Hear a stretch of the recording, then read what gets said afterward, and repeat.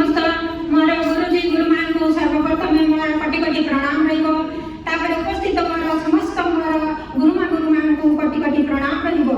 आ मोर ए खादमणी पाखरे tumour हेतिला chain पड़िया किंतु मोर बहुत मेडिकल रे मु देखैली किंतु सक्सेस हलानी किंतु मते केमो देखिरी से भलो करबे बोली कहतिले किंतु मु एई प्रोडक्ट को खाई दिया दी सुस्त अछि। हमर प्रोडक्ट जे देइछंती से हमर गुरुजी संजय कुमार आपट संग द्वारा मु बोलैछि एवं मु कलागड खाइछि इम्यूनोडॉक खाइछि आउ त्रिफल खाइछि डेंटोडॉक खाइछि आउ मु एकदम सुस्त अछि। मोर मनोरंजन कविता एवं मोर संजय सर को द्वारा मु सिटी स्कैन होई पारिछि। मते 11 तारिख दिन केउझरे मोर गुरुजी माने मते सिटी स्कैन करै छथि। तानि करी मोर गुरुजी मानकु मु हृदयरु कोटि कोटि प्रणाम करूछि।